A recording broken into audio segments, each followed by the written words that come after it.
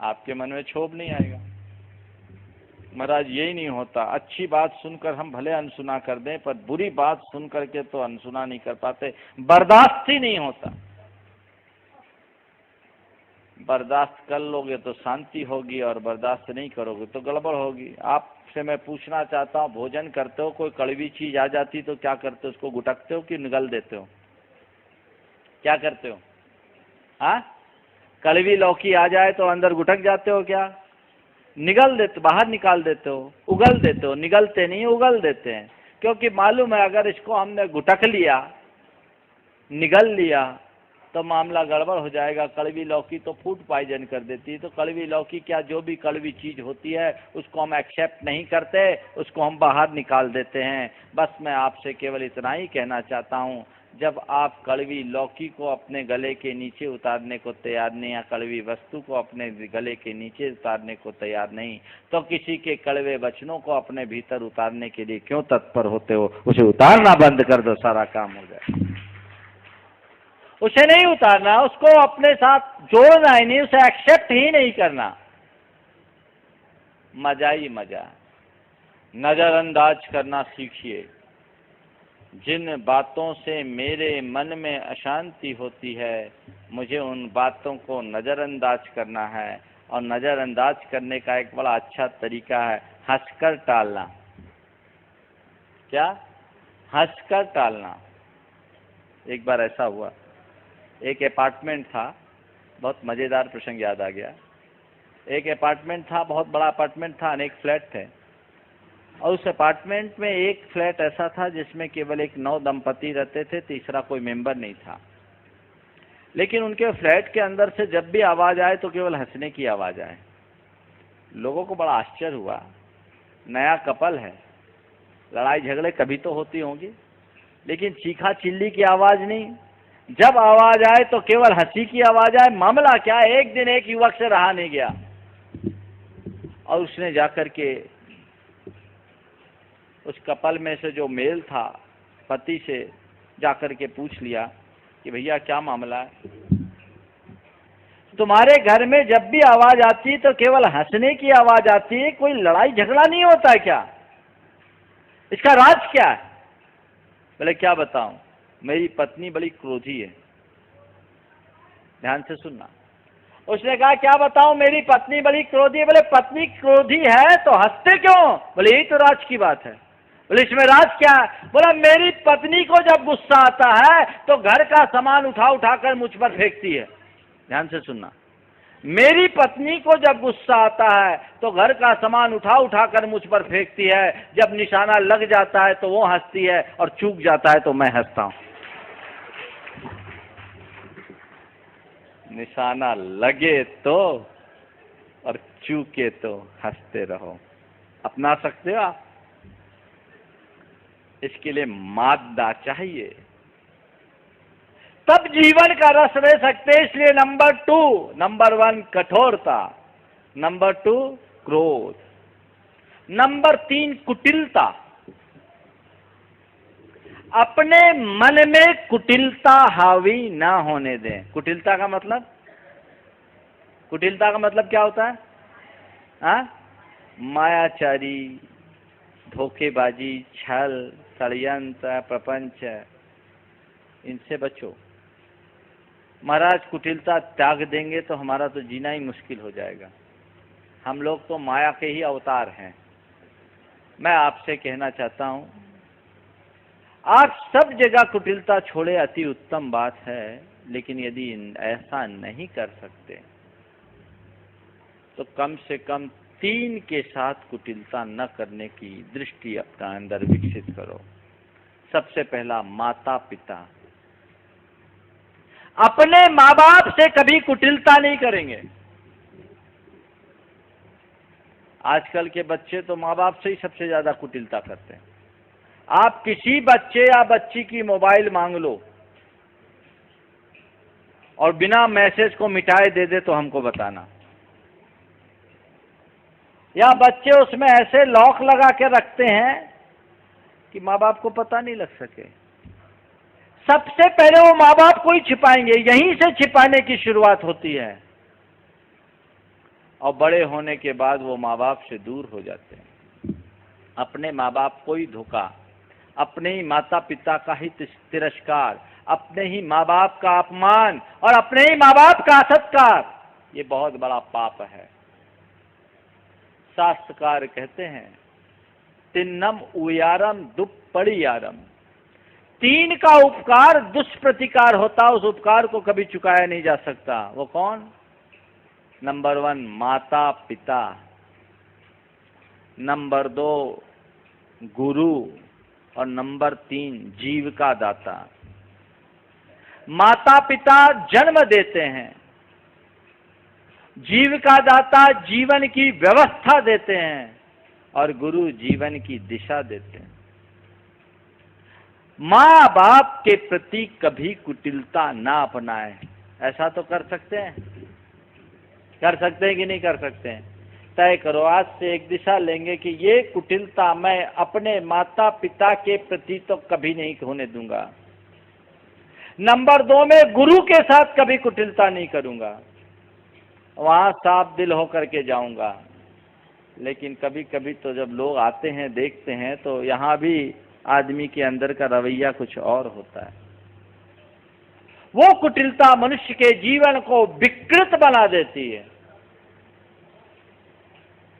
और जिसने तुम पर कभी कोई उपकार किया, जिसके सहारे तुम आगे बढ़े, उसको ही धोखा देने की बात कभी नहीं करनी चाहिए।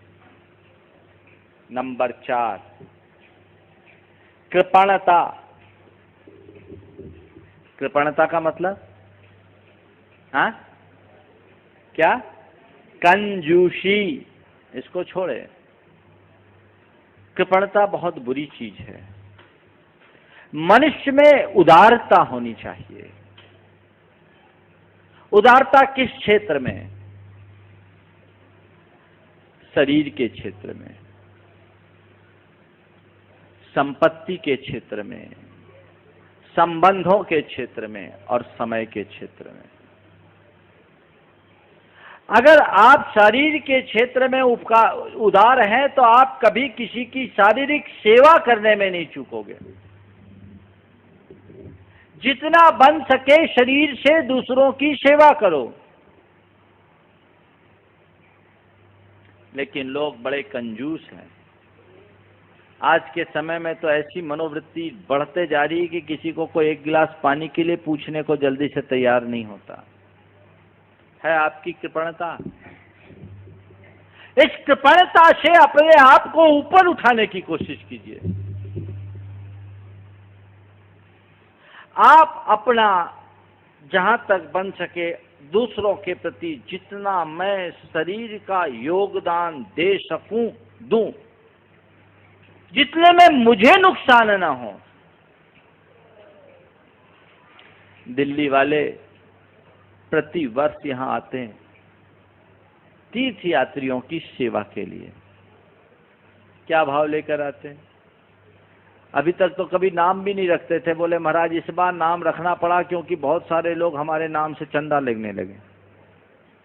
तो बचते हैं, आ रहे हैं, अपना समय दे रहे हैं, अपनी शक्ति लगा रहे हैं, अपना संसाधन लगा रहे हैं। ये क्या है? ये कृपणता है या उदारता? हाँ, उदारता। ये तो अपनी उदारता का परिचय दे रहे हैं। लेकिन जो भोजन कर रहे हैं वो कभी थैंक्स देते हैं, भाई साहब आपने बहुत अच्छी व्यवस्था की। ये कृपणता है तुम्हारी। किसी जगह चातुर्मास के लिए गए, चातुर्मास कमेटी ने तुम्हारी उत्तम व्यवस्था की, रहने की, खाने की, महाराज के प्रवचन की, आहार की। तुमने सब कुछ का फायदा लिया, धन्यवाद देने की जगह कमियां गिनाना शुरू कर दी। तुम्हारी कृपणता है कि नहीं?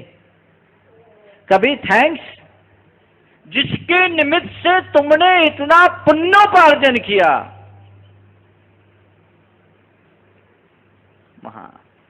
शरीर में भी कृपणता और शब्दों में भी कृपणता। अगर किसी के थोड़े से सहयोग के प्रति आपने यदि धन्यवाद का 2 शब्द प्रकट कर दिया तो क्या कमी हो जाएगी? लेकिन वहां भी कंजूसी। महाराज बोलने की क्या जरूरत है, तो उनकी ड्यूटी है। उनकी ड्यूटी का पता, खुद की ड्यूटी। ये कृपणता। ये तो मैं एक उदाहरण दे रहा हूं।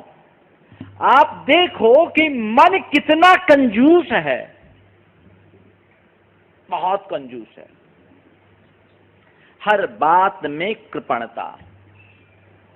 शरीर के क्षेत्र में, शब्द के क्षेत्र में, समय के क्षेत्र में। किसी को टाइम देना, अगर कोई टाइम मांगे आपसे तो महाराज अब तो खुद के लिए टाइम नहीं है, दूसरों को टाइम कहां से दे, बड़ी मुश्किल है। इतनी आपाधापी, इतनी भाग दौड़, लोगों के पास समय ही नहीं है। समझ में नहीं आता। एक दिन एक ने कहा, महाराज क्षण भर का काम नहीं है और रत्ती भर काम नहीं है और क्षण भर की फुर्सत नहीं है, सब भाग रहे हैं, समय नहीं। क्या स्थिति। जिनके लिए जरूरी है उनके लिए मैं समय दूं। परिवार में कोई आया है तो उनको मैं अटेंड करूं। समाज में कोई आया है, अगर कोई गुरु आए हैं तो मैं वहां जाकर के वहां अपना समय दूं, व्यवस्था में सहभागी बनूं। कहीं किसी धार्मिक कार्य में मैं सम्मिलित हुआ हूं तो वहां मैं अपना जो उत्कृष्ट योगदान दे सकूं, कुछ नहीं तो समय दूं। दृष्टि नहीं, कोई समय देने को तैयार नहीं। एक बड़े उद्यमी के बेटे ने अपने पिता से कहा कि पापा आप 1 घंटे में कितना कमाते हो? पापा आप 1 घंटे में कितना कमा लेते हो? पिता ने पूछा क्यों? बस यूं ही बताइए ना। बोला यूं करीब 5,000। बेटा अपनी मम्मी से के पास गया और मम्मी से कहा कि मम्मी आप 2,000 रुपये मुझे दोगी? बोले क्यों? बोले दीजिए ना। मम्मी ने उसे 2,000 रुपये दिए और उसने अपने गुल्लक से 3,000 निकाले। 3 और 2 मिलके 5 हुए। अपने पिता के सामने रखते हुए कहा पापा लो पकड़ो ये पूरे 5,000 और प्लीज मुझे अपने 1 घंटे दीजिए। ये 5,000 रुपये लीजिए और 1 घंटे दीजिए। समझ रहे आप बात को? आज की इस आपाधापी पर कितना करारा प्रहार है। समय में भी कृपणता। आखिरी नंबर पर आती है संपत्ति की कृपणता। शरीर की शरीर, समय, शब्द और संपत्ति। पैसे के क्षेत्र में तो सब कंजूस। कमाते समय तो खूब तत्पर, निकालते समय नहीं। व्यक्ति को जिस अनुपात से आय होती है उसी अनुपात से व्यय भी होना चाहिए। तुम्हारा कंट्रीब्यूशन होना चाहिए। कृपणता कतई अनुकरणीय नहीं है। एक दिन तो तुम छोड़ के चले ही जाओगे, हाथ में बचेगा क्या? लेकिन कंजूस कंजूस होते, कहते हैं मक्खी चूस होते हैं। हाँ? देने के नाम पर प्राण निकल जाए, नहीं। वहां कंजूसी अनुकरणीय नहीं है। अगर हम हैं, हमने कुछ पाया है तो उदारता विकसित होनी चाहिए, कृपणता नहीं। उदार बने। एक बात बताऊं, कंजूस बनने के लिए भले विपुल धन की आवश्यकता हो, उधर से कंजूस बनने के लिए भले ही विपुल धन की आवश्यकता हो, उदार बनने के लिए तो केवल विशाल हृदय की आवश्यकता होती है। उदारता के लिए विशाल हृदय चाहिए। कम पैसे वाला आदमी भी अधिक उदार हो सकता है और अधिक पैसे वाला व्यक्ति भी अनुदार कंजूस हो सकता है। इसलिए उदार बने, उदारता को अपने जीवन का आदर्श बनाकर चले और जब जरूरत पड़ जाए तो दान धर्म में कभी पीछे न हो। दान धर्म में आगे बढ़ना चाहिए। आज प्रद्युमन ने मुझे बताया कि महाराज मैं 1988 में सम्मेद शिखर आया और पारसनाथ भगवान की टोंक पर मैंने एक संकल्प लिया कि अपनी आमदनी का एक हिस्सा मैं धर्म के कार्य में लगाऊंगा और एक पर्टिकुलर हिस्सा उनने तय कर दिया कि सम्मेद शिखर के लिए लगाऊंगा। उस व्यक्ति ने मुझसे कहा, महाराज जिस दिन से मैं भगवान का पार्टनर बन गया मेरा कोई काम नहीं रुका, आज मैं कभी मुड़कर नहीं देखा और जितना मुझे सोचता हूं उससे ज्यादा करते आ रहा हूं। ये सोच होनी चाहिए। तुम्हारा कंट्रीब्यूशन क्या? तीर्थ क्षेत्र पर हर वर्ष तुम आते हो, क्षेत्र की वंदना करके पुण्य कमा कर घर जाते हो, इस क्षेत्र के लिए क्या करते हो? जिस धर्म के आचरण से तुम्हारे संस्कार बने, तुम्हारे परिवार के संस्कार बने, उस धर्म की परिपाटी को आगे बढ़ाने के लिए तुम क्या करते हो? उस धर्म की प्रभावना के लिए तुम्हारा क्या योगदान है? यदि कुछ योगदान है तो तुम में कुछ उदारता के अंश मानना होगा, मानेंगे, और यदि नहीं है तो मानकर चलना अभी कृपणता की भूमिका में जी रहे हो। ये कृपणता कतई अनुकरणीय नहीं है, समझ गए?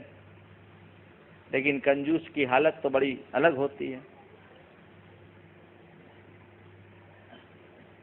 कंजूस पिता को मरती हुई हालत में देखकर बेटे ने बनवा लिया 2 गुना बड़ा कफन और हुआ प्रसन्न। कंजूस बाप को मरती हुई हालत में देखकर बेटे ने बुनवा लिया 2 गुना बड़ा कफन और हुआ प्रसन्न। पिताजी ने जीवन भर न ढंग से कुछ खाया और न पहना, कम से कम मैं ओढ़ा तो सकूंगा 2 गुना बड़ा कफन। सुनते ही बाप, अभी जिंदा था, मरा नहीं था, सुनते ही बाप ने बेटे से कहा, बेटा ठीक नहीं है तेरी मर्जी, क्यों करता है फिजूल खर्ची?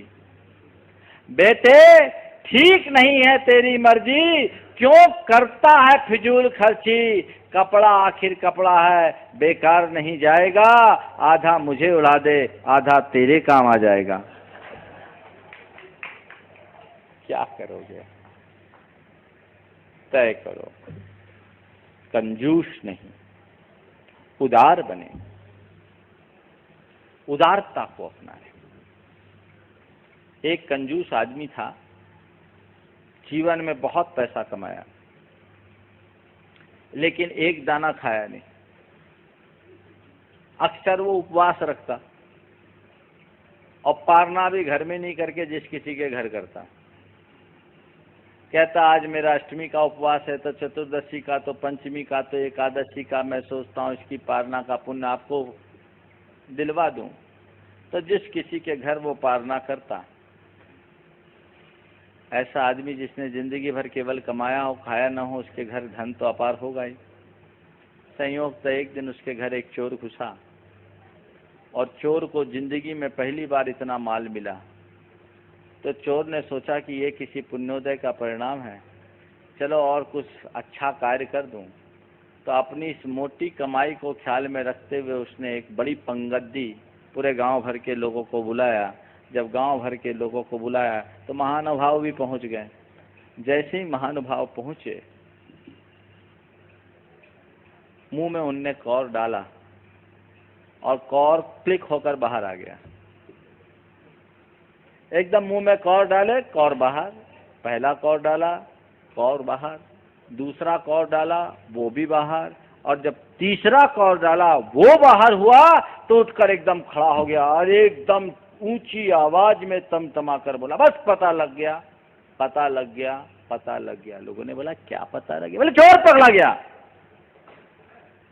क्या बोल रहे हो, क्या पता लग गया? कौन चोर? बोले मेरे घर का चोर कौन है पता लग गया। बोले क्या? बोले निश्चित मेरे घर में इसी ने चोरी की है। बोला निश्चित मेरे घर में जो चोरी हुई, चोरी करने में इसी कहा था, इसी ने चोरी किया। बोले कैसे बोलते हो? बोलता हूँ इसलिए कि आज तक मेरी कमाई का एक दाना भी मेरे गले से नीचे नहीं उतरा। ये अनाज मेरे गले से नीचे नहीं उतर रहा, पक्का प्रमाण है कि मेरा ही अनाज है।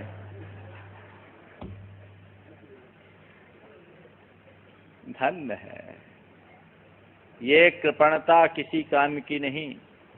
मनुष्य जीवन में चाहे कितनी भी संपत्ति जोड़ ले, एक दिन छोड़ के जाना है। मैं आपको बताऊं, या तो लेके जाओ या दे के जाओ, या फिर छोड़ के जाओगे। लेके जाने की गुंजाइश तो है नहीं, और दे के जाओगे नहीं तो छोड़ के जाओगे। तो छोड़ के जाने से अच्छा है दे के जाओ। समझ गए? वो दे के जाओगे तो तुम्हारे काम में आएगा, वह तुम्हारे जीवन के उत्कर्ष का आधार बनेगा। इसी के बदौलत जीवन की उन्नति होगी। इसलिए आज से तय करो, मैं जहाँ जरूरत होगी वहाँ कृपणता नहीं अपनाऊंगा। कभी कहीं किसी के लिए मुझे समय की आवश्यकता होगी, समय दूंगा। शब्दों की आवश्यकता होगी, शब्दों का जहाँ जैसा होगा सहयोग करूंगा। शरीर की आवश्यकता होगी, शरीर से सहयोग करूंगा। और जहाँ धन की आवश्यकता होगी वहाँ खुले दिल से धन का उपयोग करूंगा। यदि ऐसी सोच आप बना करके चलते हैं तो जीवन में बहुत आनंद आएगा। और नंबर 5, कृतज्ञता। कृतज्ञता समझते हैं? कृतज्ञता का मतलब क्या होता है?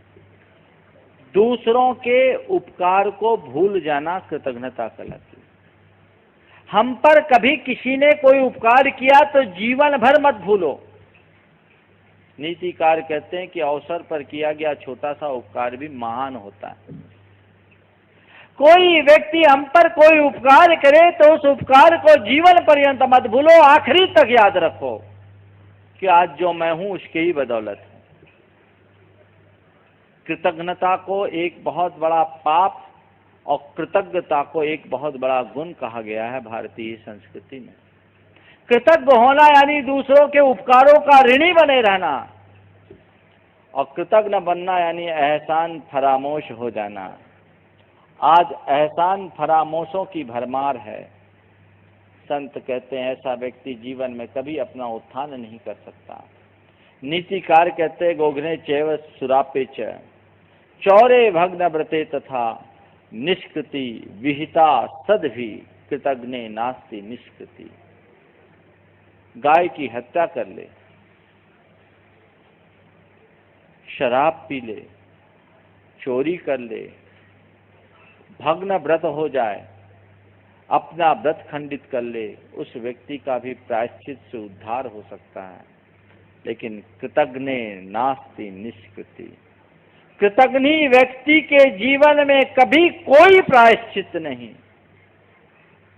कृतज्ञता को खत्म करे, कृतज्ञता को आत्मसात करे। दूसरों के छोटे से उपकार को भी अपने हृदय में पत्थर की लकीर की तरह अंकित कर ले, और खुद दूसरों के प्रति कितना भी बड़ा उपकार करो उसे पानी की लकीर बना दे।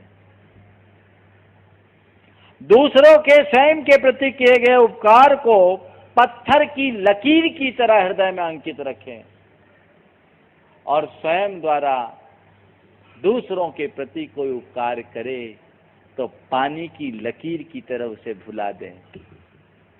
लोग उल्टा करते हैं, दूसरे के अपकार को पत्थर की लकीर बना लेते हैं और उनके उपकार को पानी की लकीर। दूसरों के प्रति उपकार करते हो उसे पत्थर की लकीर, और जिनके ऊपर अपकार करते हो उनको पानी की लकीर बनाकर भूल जाते हो। ये गलती। एक कवि ने बहुत सार्थक बात लिखी, मैं जिसके हाथ में एक फूल देकर आया था, मैं जिसके हाथों में एक फूल देकर आया था, उसी के हाथ के पत्थर मेरी तलाश में है। बहुत गहरी बात है जो आज के समाज का यथार्थ चिंतन करती है। ऐसी कृतज्ञता से अपने आप को बचाने की कोशिश करनी चाहिए।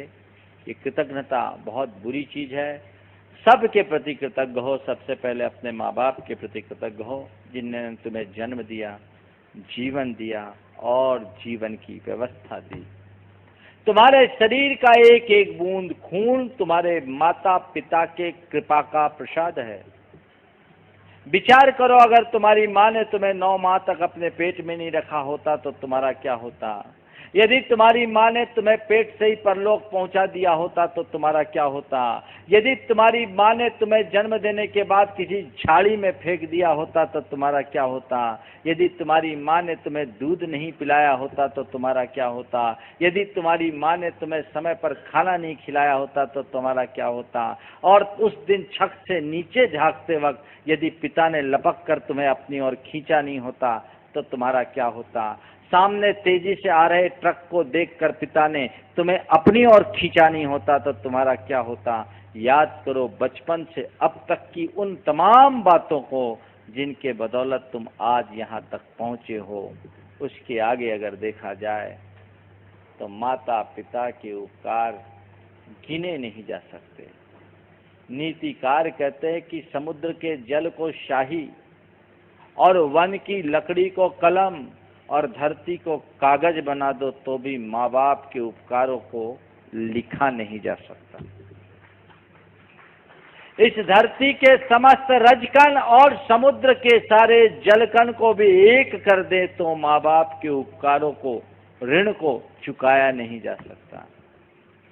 और आज जब उनकी ही खुली उपेक्षा, माता पिता जब अपने ही जाए संतान की उपेक्षा के शिकार होते हैं, उस घड़ी जो उनकी वेदना होती है बहुत मार्मिक होती है।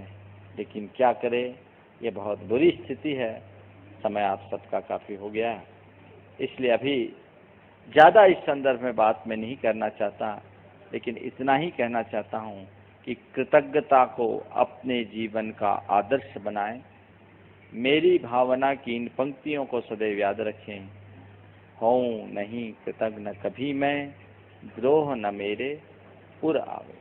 बस मैं कभी किसी के प्रति कृतज्ञ ही न बनूं, ये बहुत नीच कर्म है। जब कोई भी हमें किसी भी प्रकार का उपकार करे तो उसके उपकार को मैं स्वीकार करके आगे बढ़ूं, जीवन की उन्नति होगी। हम सब पार्श्वनाथ भगवान के इस निर्वाण स्थली में उनके निर्वाण दिवस पर अपनी आस्था का अर्घ अर्पित करने के लिए यहाँ एकत्रित हुए हैं। पार्श्वनाथ भगवान के चरणों में आए, उनके प्रति न केवल हम अपनी श्रद्धा प्रकट करें अपितु उनके जीवन आदर्श को आत्मसात करें, जिससे हम अपने जीवन का कल्याण कर सकें। उनने सारी बुराइयों को रिफ्यूज किया, वो पार्श्वनाथ बन गए। हम इन बुराइयों को रिफ्यूज करना शुरू करें, रिड्यूज करना शुरू करें, निश्चित हमारे भीतर का भी पार्श्व प्रकट होगा और हम अपने जीवन का कल्याण कर सकेंगे। समय आप सबका हो गया, यहीं पर विराम। बोलिए परम पूज्य आचार्य गुरुवर श्री विद्यासागर जी महाराज।